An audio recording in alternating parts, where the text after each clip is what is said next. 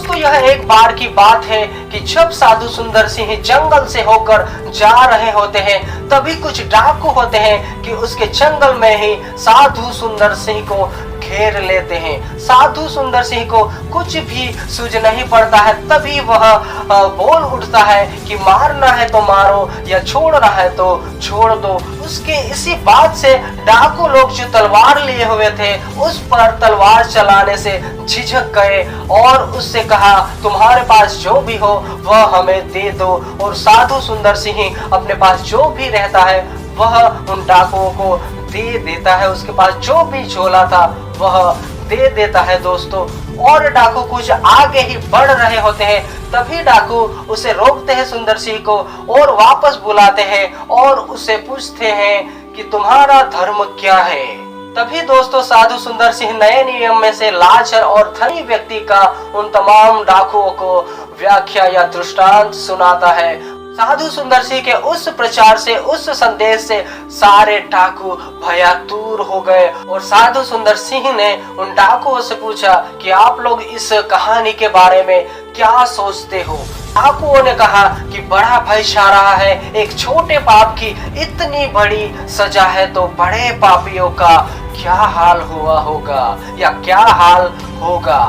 दोस्तों उन डाकुओं में से एक डाकू का मन साधु सुंदर सिंह के प्रति खुल गया और वह डाकू उसे अपने जगह पर, अपने गुफा में लेकर जाते हैं और उस जगह पर खाना बनाते हैं और खिलाते हैं और देर रात्रि तक बातें करते हैं। साधु सुंदर सिंह भी प्रभु यीशु मसीह का सुसमाचार उन लोगों को सुनाता है, परंतु उसमें से एक व्यक्ति ऐसा था जिसका मन पूरी रीति से परमेश्वर बदल रहा था उस जगह पर दोस्तों।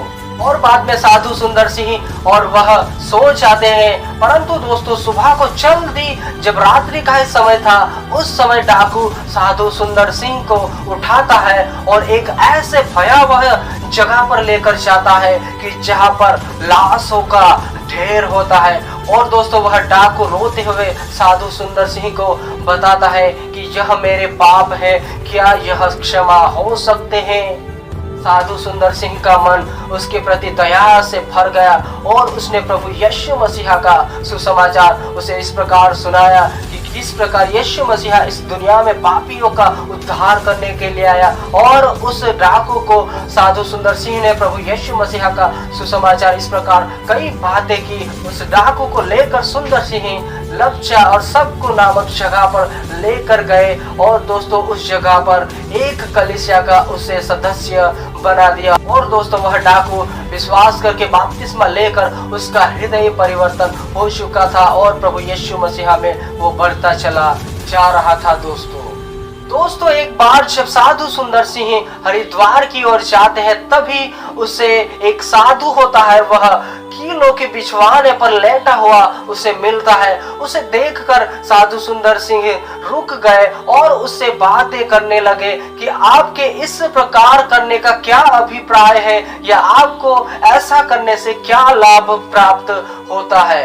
तभी वह साधु उससे कहता है, दोस्तों वह साधु उसे बताता है कि यह मेरी तपस्या करने का एक ढंग है या एक रीत है। मैं इसी प्रकार अपने आप को पीड़ित करता हूँ ताकि मुझे इन कीलों से ज्यादा जो मेरे गुप्त पाप है, जो मेरी बुरी वासना है, उससे जितना दर्द होता है उतना इन कीलों से नहीं होता। और इसी प्रकार मैं प्रायश्चित करता हूँ और अपने उद्धार के मार्ग पर चला जा रहा हूँ। तभी साधु सुंदर सिंह उस जगह पर उस व्यक्ति को बताते हैं जो साधु था, उसे बताया।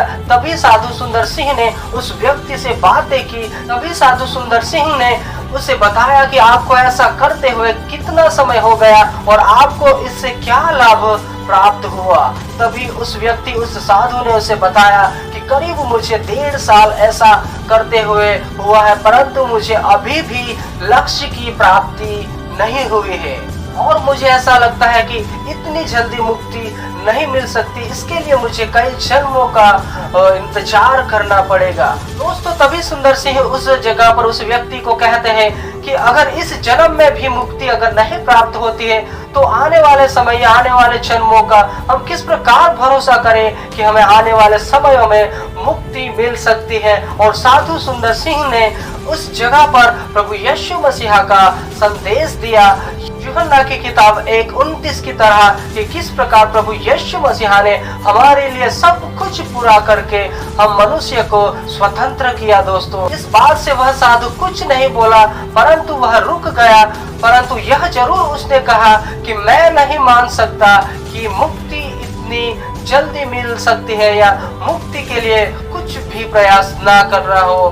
दोस्तों, कई लोग ऐसे होते हैं कि जो इतना कठिन परिश्रम करते हुए भी जो प्रभु यीशु मसीह ने जो उन तमाम लोगों के लिए किया है, जो भी यीशु मसीह पर विश्वास करता है, उन तमाम लोगों के लिए जो भी किया है, उस पर आज भी कई ऐसे लोग हैं जो नहीं मानते या नहीं उस व्यक्ति को दोस्तों ये यकीन ही नहीं हो पाता है कि मुक्ति इतनी जल्दी मिल सकती है। केवल जिसने अनुभव किया हो उस व्यक्ति को ही यह पता रहता है। दोस्तों, जब साधु सुंदर सिंह उस जगह से जाते हैं तब उसे एक और महर्षि मिलते हैं जो कि अपने पांव में रस्सी डालकर उल्टा लटके हुए थे।